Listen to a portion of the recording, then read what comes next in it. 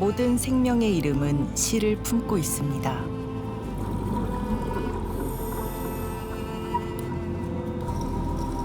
(200년) 전 정약전이 기록한 자산어보에는 흑산 바다에 살아가는 200종이 넘는 생명들의 이름과 생태가 손에 잡힐 듯 그려져 있죠.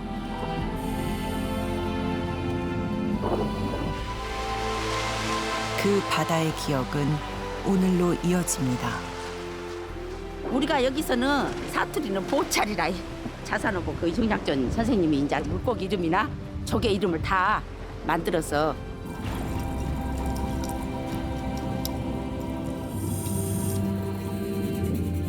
겨울 홍어부터 봄 조기, 여름 고등어와 사철 풍성하던 상어까지 황금어장을 이루던 곳. 자산어보가 들려주는 오늘의 우리 바다, 흑산을 만납니다.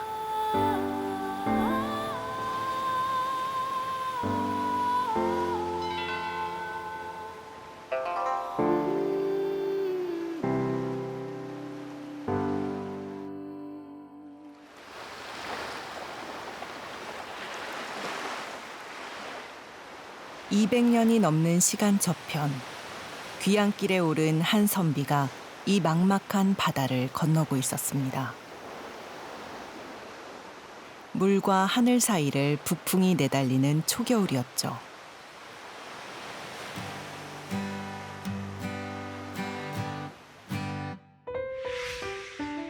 그가 향한 곳은 목포 남서쪽 약 90km의 흑산 군도. 그중 자산어보를 지필한 곳은 대흑산으로 불렸던 지금의 흑산도였습니다.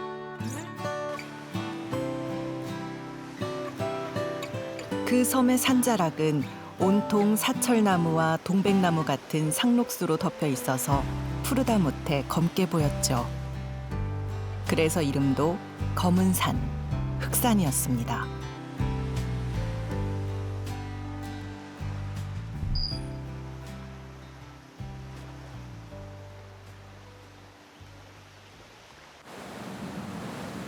흑산도의 늦가을과 초겨울은 멸치잡이 철입니다. 물살이 센 흑산 바다에선 낭장망으로 멸치를 잡죠.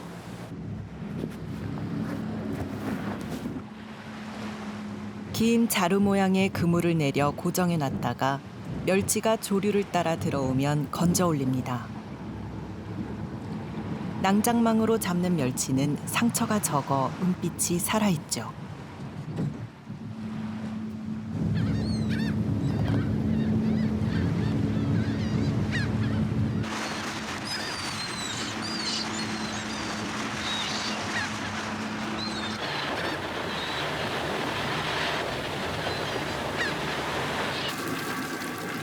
멸치는 포구에 도착하자마자 재빨리 삶아냅니다. 전답 귀한 섬사람들에게 바다의 볼이라 불렸던 멸치. 올해도 흑산의 멸치 농사는 섬사람들을 실망시키지 않았습니다. 흑산도는 바다가 논이요, 논. 저 육제띠 그 농사듣기 이거 논이. 이제 삶아낸 멸치들을 흑산의 맑은 햇살과 바람에 맡깁니다.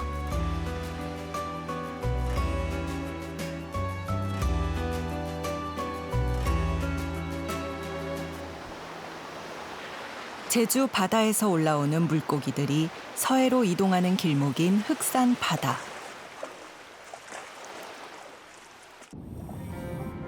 섬의 연안은 암초가 많고 해조류도 풍성해 황금어장의 조건을 갖췄습니다. 초겨울엔 굵직한 멸치들이 해류를 타고 들어와 풍성한 어장이 만들어지죠. 멸치가 많다는 건 멸치를 먹고 사는 다른 어류 역시 풍성하다는 뜻입니다.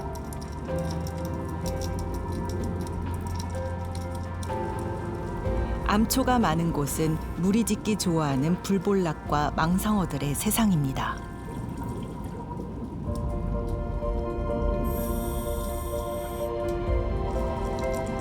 멸치떼를 쫓아온 방어들도 한 편을 차지하지요. 조피볼락은 흑산 바다의 오랜 터줏대감.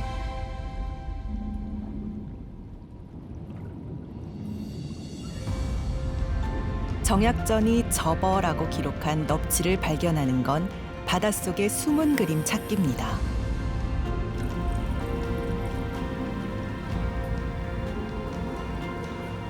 흑산 바다에서 겨울을 나는 녀석의 생존법은 바닥에 납작 엎드려 보호색으로 위장하는 것이죠.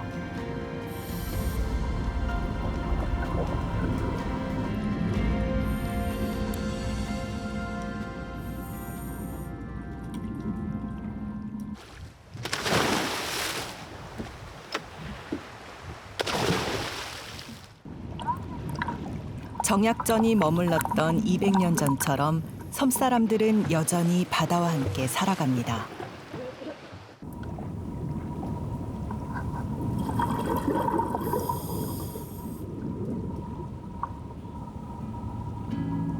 흑산 바다의 너른 품속은 해녀들의 일터. 고된 만큼 수확을 안겨주는 것이 바다이기에 그 품을 들고 나며 살림을 꾸려왔습니다.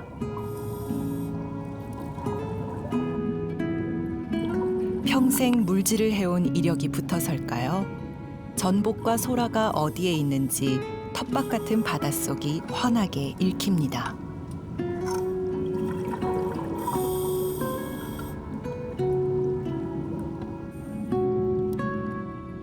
바위 틈으로 숨어 다니는 문어라 해도 눈 밝은 해녀에겐 속수무책.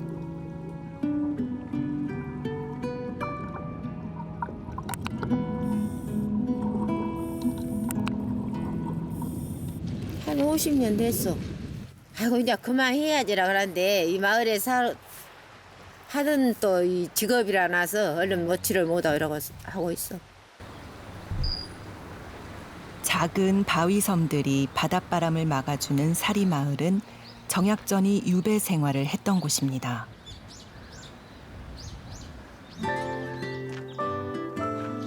고즈넉한 돌담길을 따라 올라간 언덕배기에 작은 초가가 있었죠. 그는 이곳에서 서당을 열고 섬마을 아이들을 가르쳤습니다.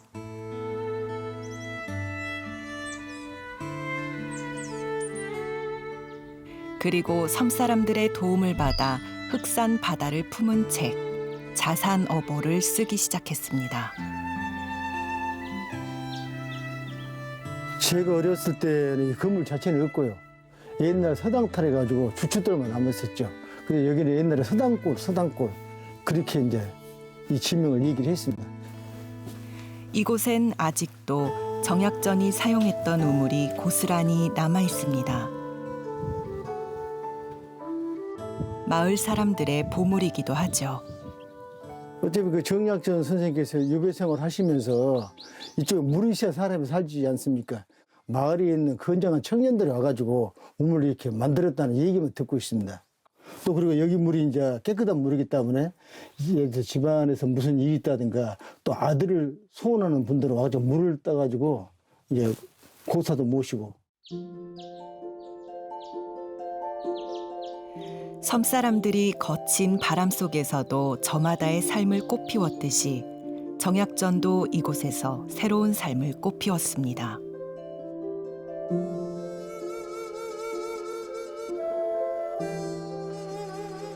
섬사람들에 대한 애정과 흑산에서 만난 바다 생명에 대한 호기심이 그를 전혀 새로운 길로 이끌었죠. 어류에서 해조류에 이르기까지 220여 종의 해양 생물을 관찰 기록한 자산어보의 탄생이었습니다.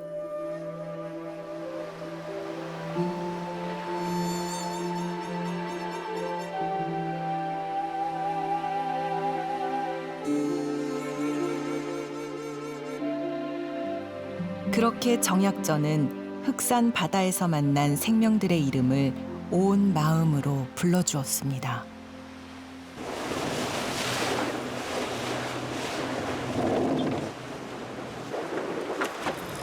이제 자산어보의 기억을 되짚으며 바다의 품으로 들어갑니다. 자산어보에 기록된 생물들은 어떤 모습으로 살고 있을까요? 물속에 들어가자 수많은 생명들이 모습을 드러냅니다.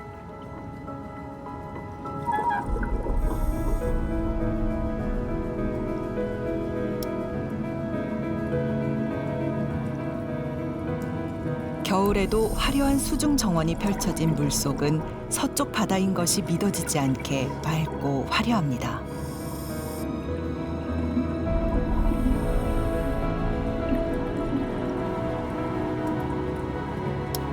흔히 볼 수 없는 기묘한 모습의 생명도 있죠. 이 녀석의 정체는 무엇일까요?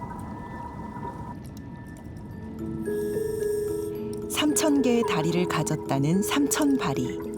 계보를 따지자면 거미 불가사리의 친척벌인 극피 동물에 속합니다.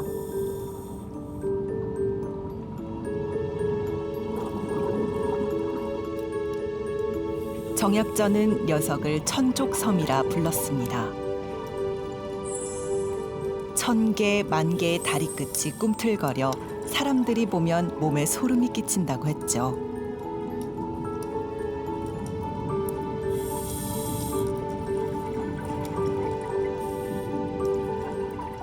그러면서 재미있게도 다리가 많은 문어의 한 종류가 아닐까 추측했습니다.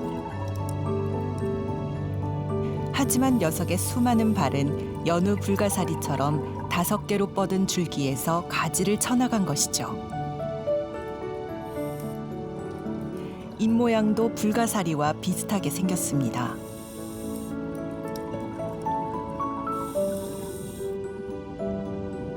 무수한 발들은 사냥을 위한 무기. 갈고리 같은 가지 끝을 활짝 펼치고 지나가는 플랑크톤이나 작은 새우, 물고기를 잡아먹는 포식자입니다.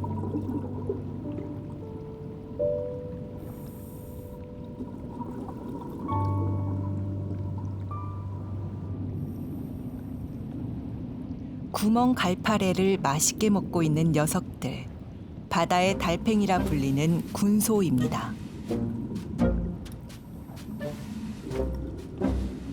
자산어보에서는 귀는 고양이와 같고 생김새는 알을 품은 닭과 같다면서 굴명충이라 불렀습니다.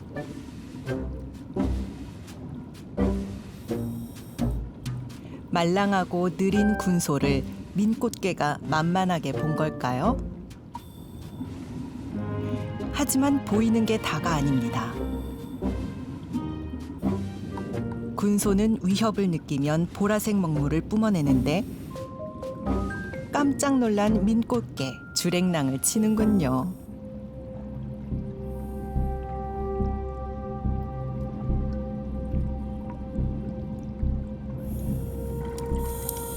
문어의 생존 전략은 훨씬 뛰어납니다. 녀석이 바위 틈에서 쉬는 모습을 200년 전 정약전도 인상 깊게 바라보았죠.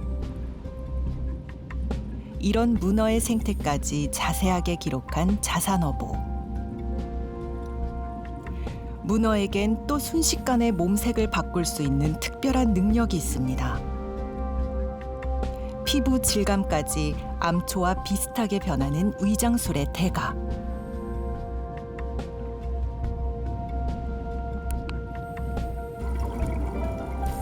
문어가 슬슬 먹잇감을 찾아 나섭니다.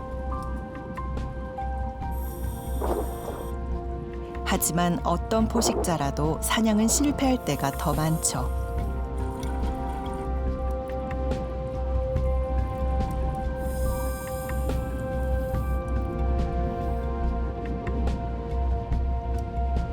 경계 근무 중인 쥐노래미 수컷도 만났습니다.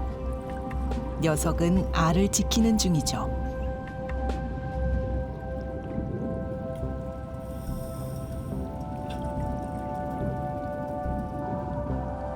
정약전은 노래미 종류들이 가을에서 겨울 사이에 알을 낳는다는 걸 정확히 알고 있었습니다.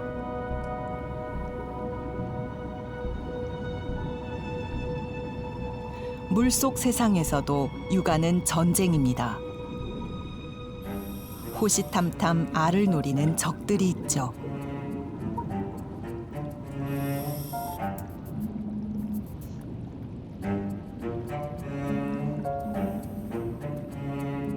일차전은 쥐노래미 아비의 승리.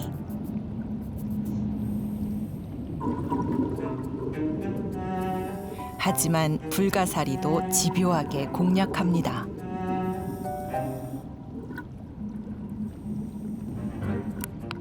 결국 침입자를 물어서 멀찌감치 내다버리는 전략을 씁니다. 수컷 쥐노래미의 고단함은 새끼들이 깨어날 때까지 계속되죠.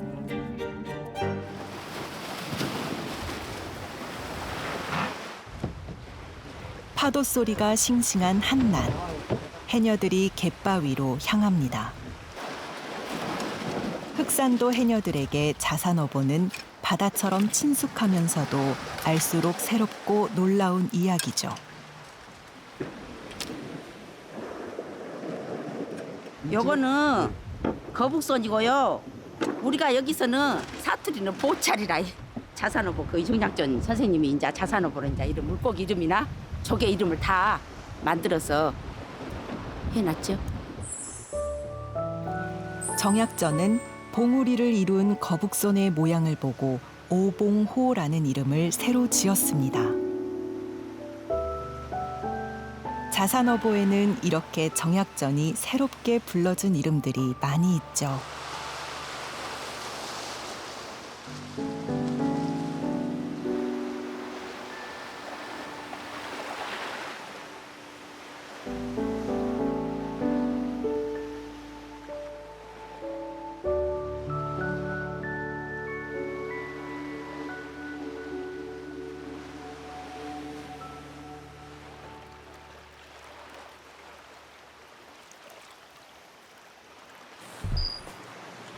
(200년) 전 자산어보의 시간에도 오늘의 시간에도 겨울 흑산바다의 주인공은 홍어입니다. 그 홍어를 만나기 위해 이른 새벽 홍어잡이 배를 따라 나섰죠.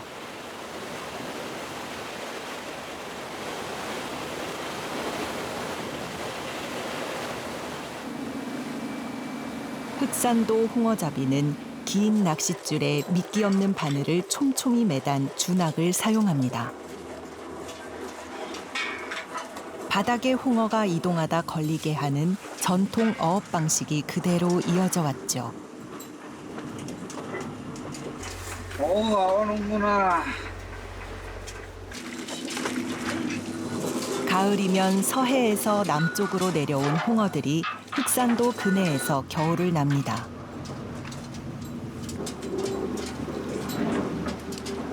넉넉한 흑산 바다의 품에서 이틀 밤낮의 조업으로 잡은 홍어는 500여 마리. 겨울부터 3월까지가 가장 많이 잡히는 때죠. 많이 잡히는데 가격이 너무 다운돼가지고 가격이 너무 흘러가지고 홍어 잡는 배가 다 굶어주게 암놈 이게 옛날에는 70만 원 이랬어.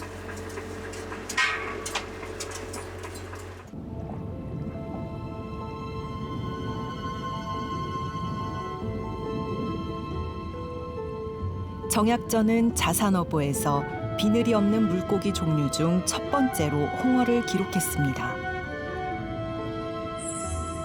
분어라고 이름 부르며 너울너울 헤엄치는 모습이 연잎을 닮았다 했죠.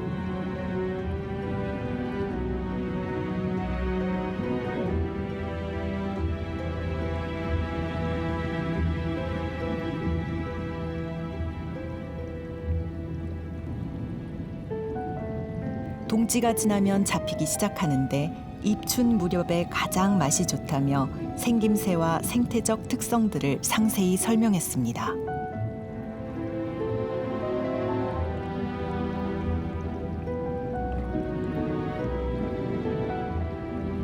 홍어에 비하면 간재미에 대한 기록은 한 줄 정도로 간단합니다. 몸길이 1m가 넘는 흑산 홍어에 비해서 간재미는 절반도 안 되게 크기가 작고 바닥을 걷는 듯 이동하는 특징이 있죠.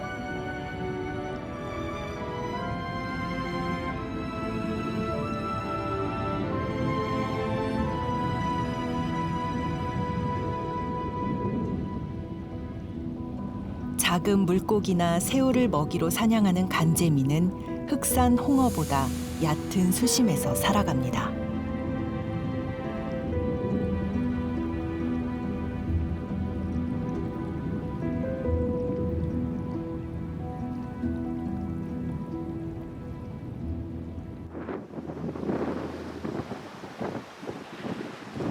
그렇다면 흑산도는 왜 과거부터 홍어의 섬으로 명성이 높았던 것일까요?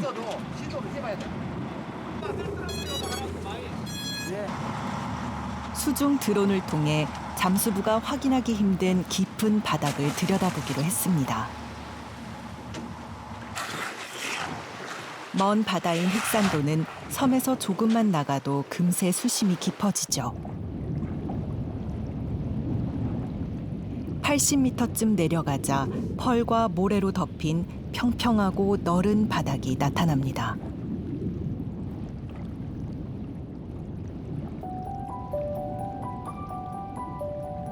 육식성인 홍어가 좋아하는 먹이는 오징어와 작은 게, 새우 종류로 모두 흑산 바다의 풍부한 생물들이죠.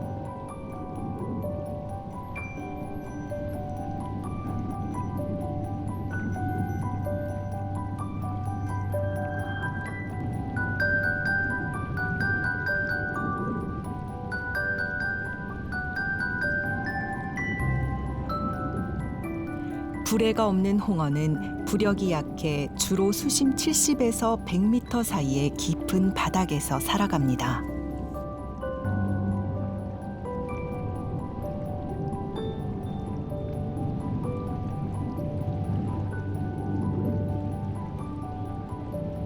깊은 수심과 평평하고 펄이 많은 바닥, 그리고 풍부한 먹이는 겨울철 남쪽으로 내려온 홍어가 흑산 바다에서 살아가기에 알맞은 조건들이죠.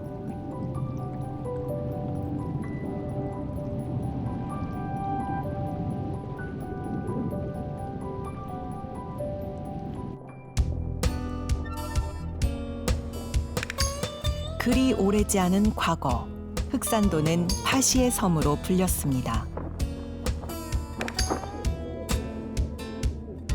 겨울 홍어만이 아니라 봄철의 조기 파시, 여름 가을의 고등어 파시로 유명한 우리나라 3대 파시 중 한 곳이었죠.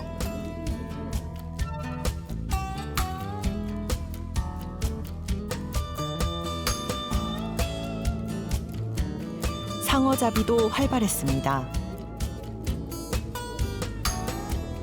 자산어보의 극치사란 이름으로 등장하는 백상아리도 심심치 않게 볼 수 있었습니다.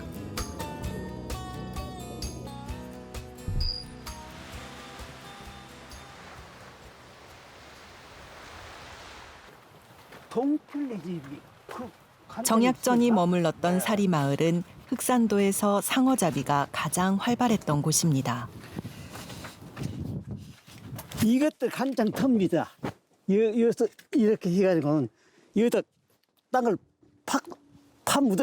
파가지고 여기다 이제 상어를 잡으면 묻어가지고 소금에 막 아구찜을 먹으면 독간을 해요. 막 소금에 절여놨다가 이거 자리예요.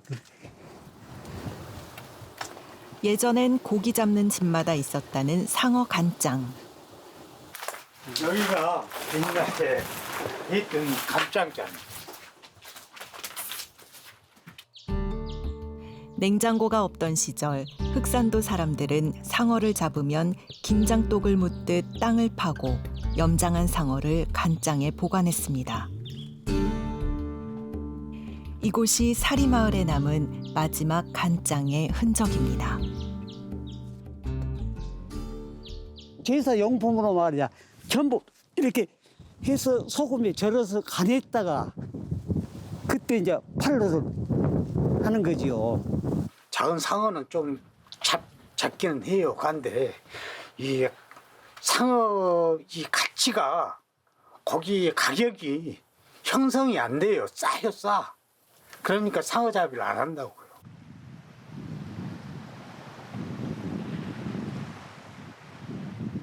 (200년) 전에도 흑산 바다는 상어들의 세상이었습니다. 자산어보에도 무려 18종의 상어가 등장하죠.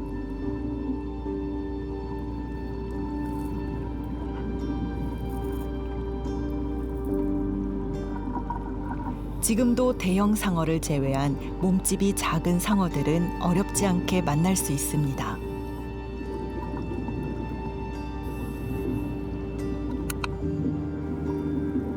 그 중에서 까치상어는 정약전이 죽사라 기록한 상어입니다.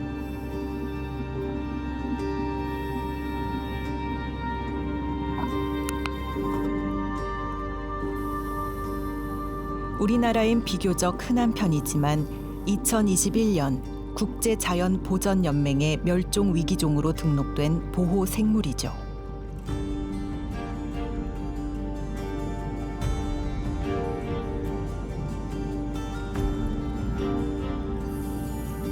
흑산도 사람들이 전댐이라 부르는 두툭상어도 여전히 이곳 바다에서 살아갑니다.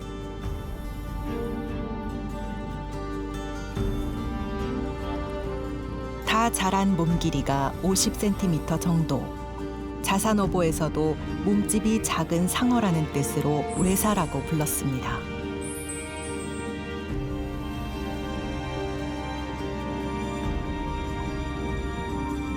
실제로 우리나라 상어 중에서 가장 작은 종이죠. 녀석에게 흑산 바다는 아직 낙원 같은 곳일까요?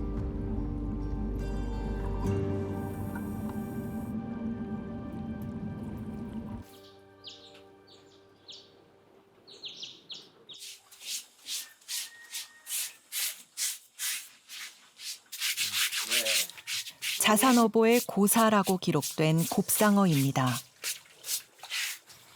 정약전은 흑산도 사람들이 곱상어의 간에서 기름을 짜내 등잔불을 밝혔다고 했습니다. 옛날에 그렇게 살았어요. 할매네 살지. 클 때 그렇게 저 지름을 온 집이 다 쓰고 살았어. 이제 등잔을 밝힐 상어 기름은 더 이상 필요 없어진 세상. 이렇게 해갖고 이제 양념 배고픔이 아니라 별미로 먹게 된 상어 요리처럼 바다도 변했을까요? 상해가 안 오네. 많이 없어. 전에는 배가 나가면 배를 한 배씩 싣고 와서 막 저런 바닥에서 저런 짝지다가 막 퍼놓고 그러면 나나가고 그랬는데 지금은 상해가 귀해. 자산어보는 흑산도 사람들의 곁에서 쓰여졌습니다. 어쩌면 상어 기름으로 불을 밝히고 밤늦도록 써내려간 기록이겠죠. 옛날에는 이것을 말렸어. 말려갖고 지금 저 겨울에 하루바람 나면 그 말린 것을 할머니도 모르려고 그래 돌려먹고 그랬죠. 주머니에 갖고 다니는 거죠. 자산어보의 한 구절이 흔적처럼 남아 있습니다.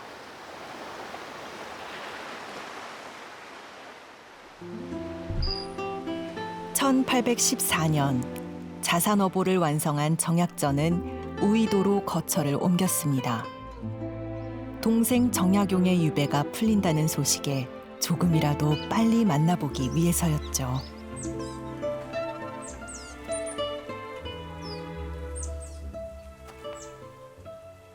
고향을 그리워하면서 여기 내다보고 이렇게 하셨던 장소가 될 것 같습니다. 저기 앞에 바다가 보입니다. 정약전은 자주 산마루에 올라 동생을 그리워했습니다. 하지만 두 사람의 만남은 이뤄지지 못했죠. 바다는 흑산도와 우이도를 연결합니다. 우이도 역시 흑산 바다의 품에 안겨 무수한 생명을 길러내는 어머니 섬이죠.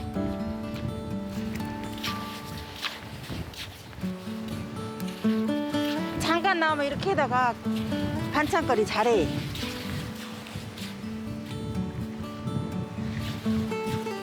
그러고 조개가 예뻐.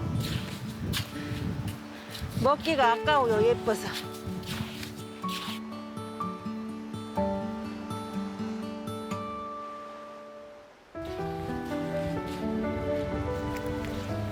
(200년) 전의 우이도는 작은 흑산도, 소흑산으로 불렸습니다.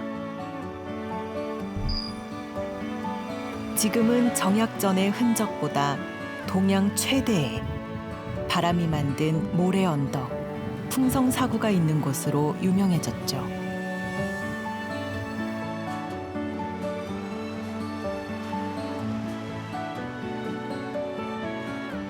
옛날에 우리 그 어르신들이 하신 말씀이 여자가 태어나서 시집갈 나이가 되면 모래를 서만을 먹어야 시집을 간다는 그렇게 모래 이동이 많고 이제 그런 것이고.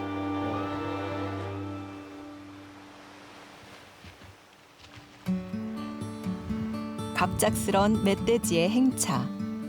정약전이 살던 시절에도 멧돼지가 있었을까요?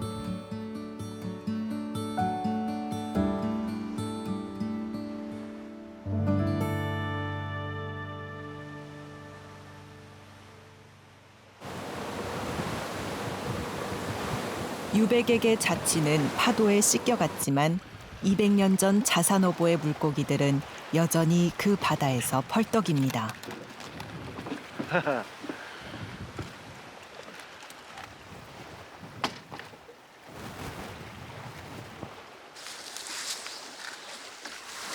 안전이 왔다.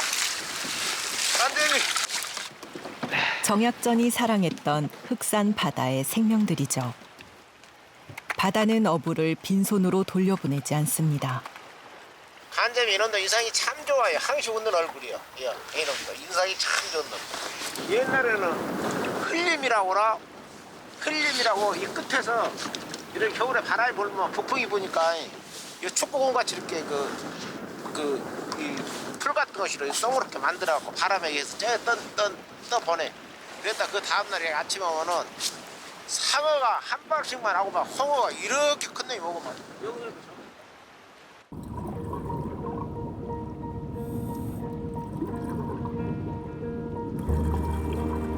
흑산 바다가 풍요로운 이유 중 하나는 무성한 해조류에 있습니다. 모자반 군락은 작은 물고기들의 요람이자 안식처. 자산어보에서는 해조라고 기록하고 흔들리는 모습이 버드나무처럼 보인다고 했습니다.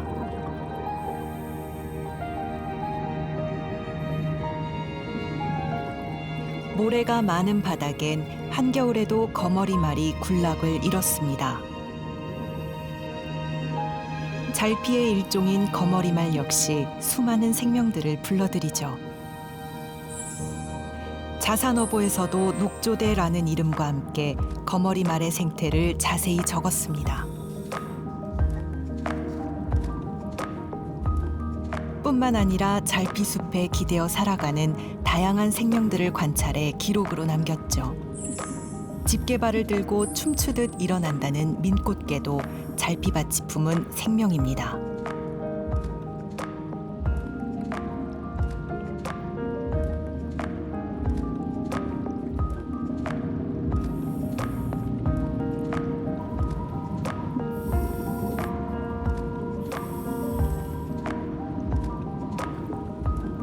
모래와 펄이 많은 잘피 숲에선 잘 숨는 기술이 곧 생존의 기술입니다.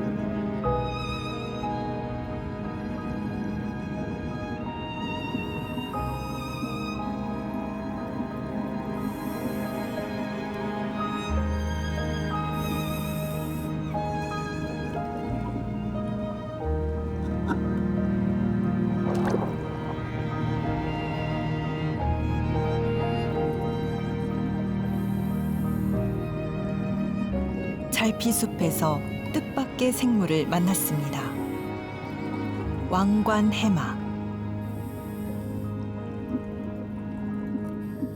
국제자연보전연맹의 멸종 위기종으로 자산어보에도 기록되지 않았습니다. 잎 갯민숭이 역시 자산어보에 나오지 않습니다. 투명한 몸체로 주로 야간에 관찰되는 녀석이라 발견하지 못했던 것일까요?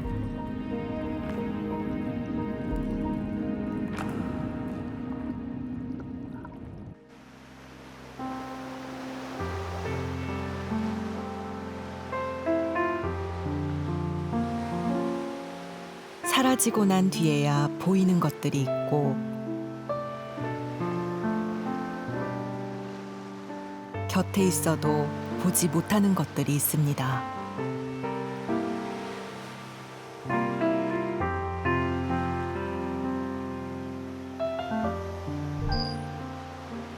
어느새 많은 이들의 기억에서 멀어진 흑산 바다의 전설 같은 이야기.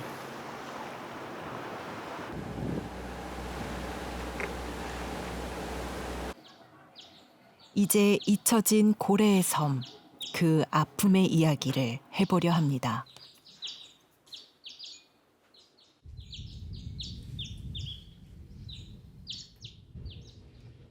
오래전 지금은 사라진 고래들이 흑산 바다를 마음껏 헤엄쳤던 시절. 불과 100년 전에 아름답고도 믿기 어려운 이야기가 전해집니다. 선을 쪄가지고 이제 바다를 갔는데 동남풍이 한번 세게 불어갖고 오도 못해서 이제는 죽었다 그러고. 근데 배가 손살같이 막 이렇게 가더래요. 그래서 그 흑산도 이쪽으로 서쪽으로 갔을 때 이제 일이 오더래요. 아, 고래가 이제 우리를 살린다 그러고는. 고래가 구해준 사연은 족보에도 올랐습니다. 사경이란 호는 고래의 은혜를 생각하라는 뜻이죠. 지금도 흑산도 박씨 일가는 고래 고기를 먹지 않는답니다. 고래는 봤지요. 고래는 우리 어려서도 있었어요. 그런데 그 고래가 보면은 꼭 수력이 심한데 물이 세게 흘러. 그런 데서 가끔은 이제 자문악질을 하지. 이제 이 섬만은 이제 숨을 쉬기 위해서 한 번씩 나가고 몇 번씩 이렇게 하다가 또 들어가고. 지난 2005년 겨울엔 우이도 해변에서 길이 16m의 대형 향고래 사체가 발견됐습니다. 수십 년 전만 해도 흑산도 근해에서는 가끔 대형 고래들이 목격됐죠.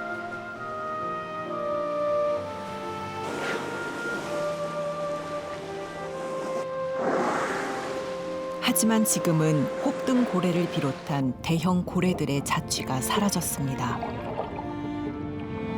큰 고래들이 유형하는 바다는 먼 나라의 이야기가 돼버렸죠.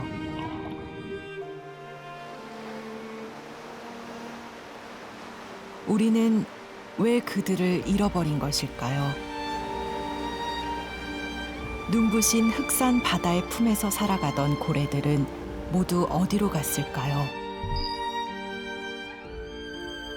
흑산도의 한 전시관에서 유물이 되어버린 그들을 만납니다. 이 고래뼈들은 일제강점기 흑산도에 세워진 신사의 장식품이었습니다.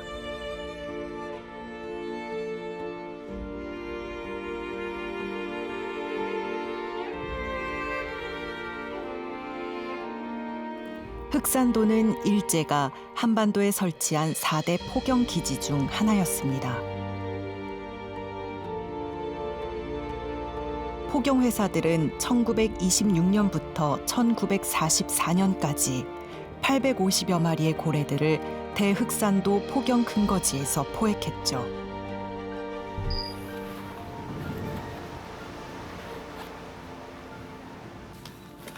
지금의 흑산도 고래공원 일대가 바로 당시 일본 포경회사의 사무실과 작업장이 있던 곳입니다. 주로 지금 여기가 해체장이요. 해체장. 이 일대가 전부 여기서 해서 이 집, 지금 이 건물을 지어서 했는데 이 일대가 해체장이에요. 전부. 예리양으로 운반된 고래는 이곳에서 부위별로 해체되었고 일본으로 보내졌습니다. 고래를 여기서 끌어올려 가지고 쪄서 바다에서부터 끌어올려 가지고 그 기계로 했던 것이 지금 이것이 수십 년 되었어도 그때 당시에 그 기초 볼트하고 이 콘크리하고는 그대로 지금 있다는 결론이요. 해방과 함께 일본 포경회사는 철수했지만 흑산 바다의 고래는 사라져갔습니다.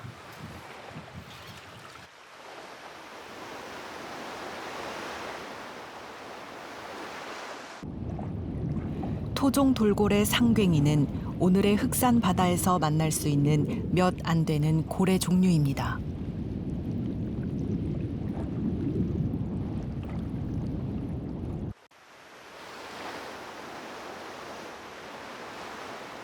(200년) 전 정약전도 자산어보에서 상괭이가 흑산 바다에 많고 무리지어 다니며 소리를 내는 습성이 있다고 적었었죠.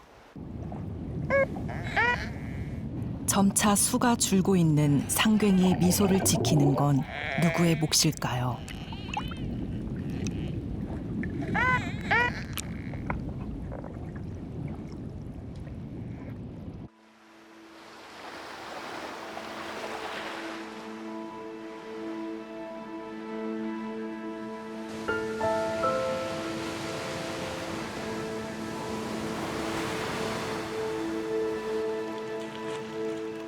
지난 겨울 흑산도 해변에서 발견된 한 마리 상괭이의 주검은 역설적이게도 그곳에 살고 있는 녀석들의 존재를 다시 확인해 주었습니다. 그물에 걸려 매년 수백 마리씩 죽어가는 상괭이.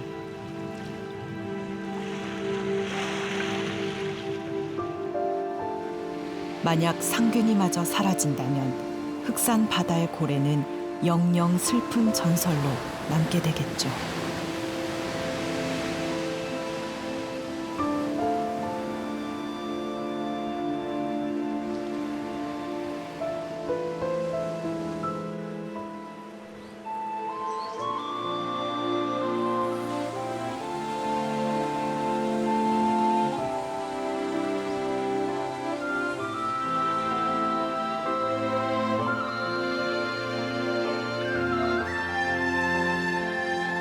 (1816년) 정약전은 우이도에서 눈을 감았습니다.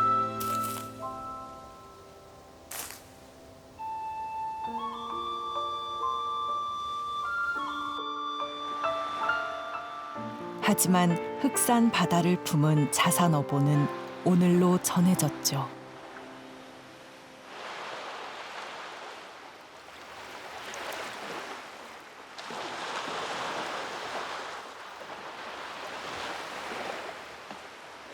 또다시 흑산의 아침이 밝았습니다.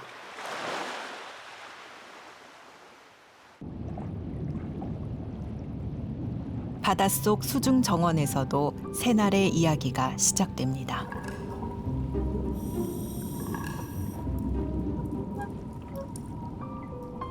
궤도라치는 추운 겨울이 산란철.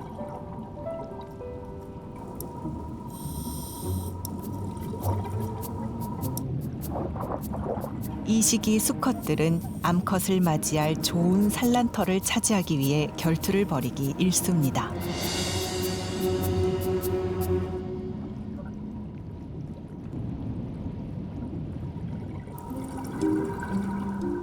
냉수성인 돌기 해삼도 겨울을 좋아합니다.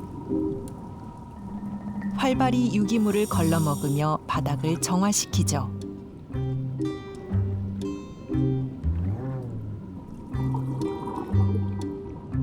알을 돌보느라 수척해진 수컷 쥐노래미에게도 마침내 기다리던 순간이 다가옵니다.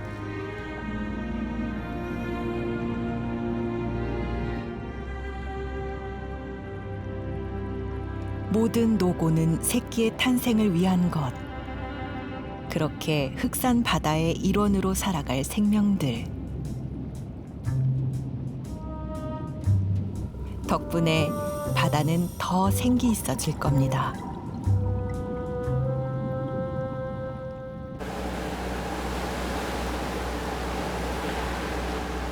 여전히 생명력 넘치는 흑산 바다.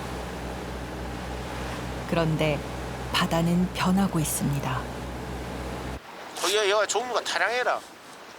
그런데 지금 옛날에 있던 그 정도 많이 공활이 되고 이제 지금 우리가 몰랐던 이름도 모른 그런 고기들에서 와. 뭐 이상하게 생긴 고기들.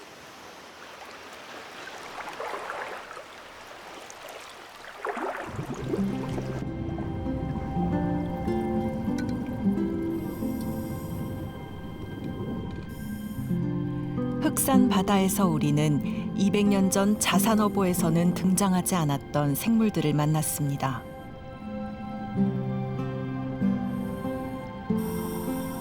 파랑돔, 범돔, 아홉동가리, 노랑촉수 모두 아열대성 물고기들입니다. 그런 한편에서는 차갑고 깊은 바다에 사는 북극해 희귀 말미잘이 흑산 바다에 서식하는 것도 최초로 확인했습니다.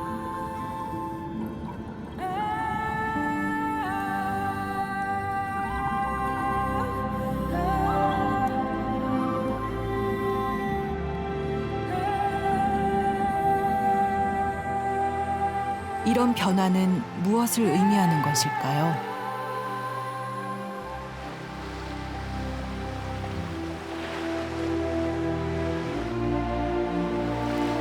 모든 생명의 이름은 시를 품고 있습니다.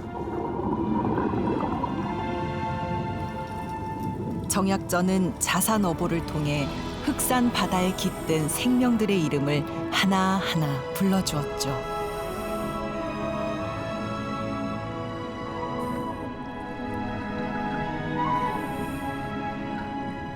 그 이름들은 200년의 시간을 넘어 여전히 생명력 넘치고 아름다웠습니다.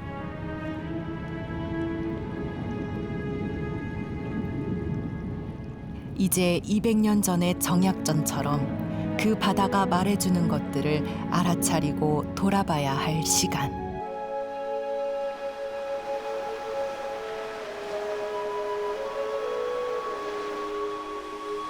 자산어보는 생명의 바다를 지키고 후세에 잘 전하라는 정약전의 당부였죠.